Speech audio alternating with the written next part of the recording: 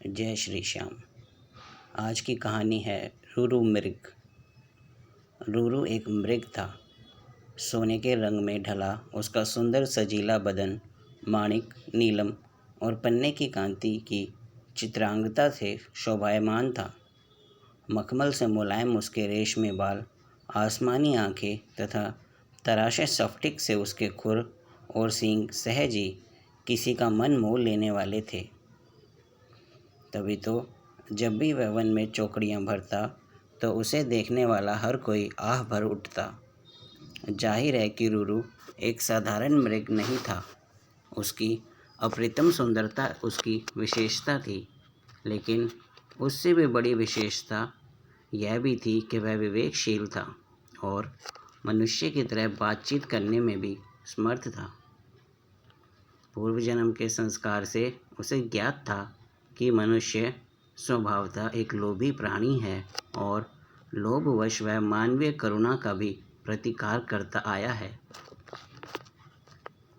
फिर भी सभी प्राणियों के लिए उसकी करुणा प्रबल थी और मनुष्य उसके करुणा भाव के लिए कोई अपवाद नहीं था। यही करुणा रूरू की सबसे बड़ी विशिष्टता थी। एक दिन रूरू जब वन में स्वच्छंद विहार कर रहा था तो उसे किसी मनुष्य की चित्कार सुनाई दी।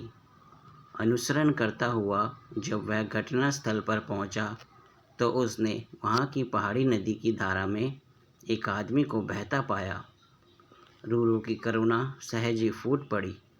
वह तत्काल पानी में कूद पड़ा और डूबते व्यक्ति को अपने पैरों को पकड़ने की सलाह दी। डूबता व्यक्ति अपनी घबराहट में रूरू को पैरों को ना पकड़ उसके ऊपर ही सवार हो गया। नाजुक रूरू उसे झटक कर अलग कर सकता था, मगर उसने ऐसा नहीं किया।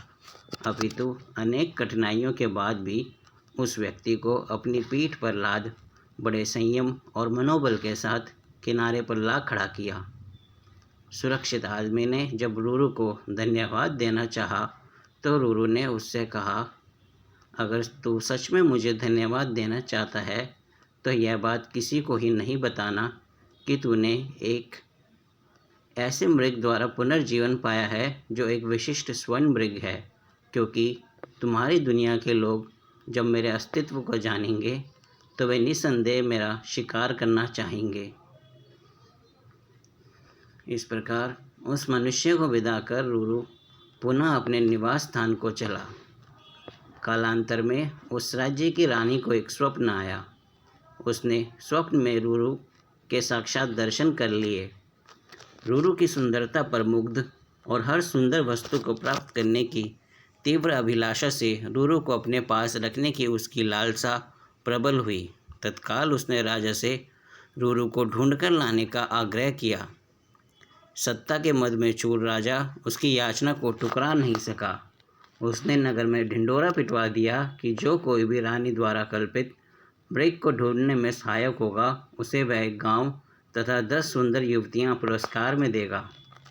राजा के ढिंढोरे की आवाज़ उस व्यक्ति ने भी सुनी जिसे रूरू ने बचाया था। उस व्यक्ति को रूरू का निवास स्थान मालूम था। बिना एक क्षण गंवाए वह दौड़ता हुआ राजा के दरबार में पहुंचा। फिर हाँफते हुए उसने रूरू का सारा भेद राजा के सामने उगल डाला। राजा और उसके सिपाही उस व्यक्ति के साथ तत्काल उस वन में पहुंचे और रूरू के निवास स्थल को चारों ओर से घेर लिया। उनकी खुशी का ठिकाना ना रहा जब उन्होंने रूरू को रानी की बताई छवि के बिल्कुल अनुरूप पाया। राजा ने तब धनुष साधा और रूरू उसके ठीक निशाने पर था।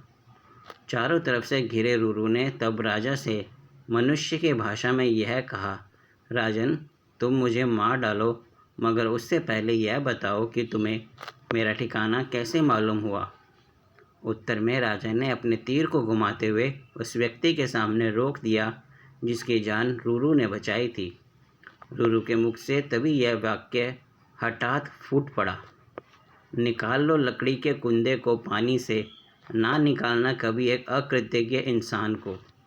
राजा ने जब रूरू से उसके संवाद का आशय पूछा तो रूरू ने राजा को उस व्यक्ति के डूबने और बचाए जाने की पूरी कहानी कह सुनाई। रूरू की करुणा ने राजा की करुणा को भी जगा दिया था। उस व्यक्ति की कृतज्ञता पर उसे रोष भी आया। राजा ने उसी तीर से जब उस व्यक्ति का संहार करना चाहा तो करुणावतार मृग ने उस व्यक्ति का वध ना करने की प्रार्थना की। रूरू की विशिष्टताओं से प्रभावित राजा ने उसे अपने साथ अपने राज्य में आने का निमंत्रण दिया। रूरू ने राजा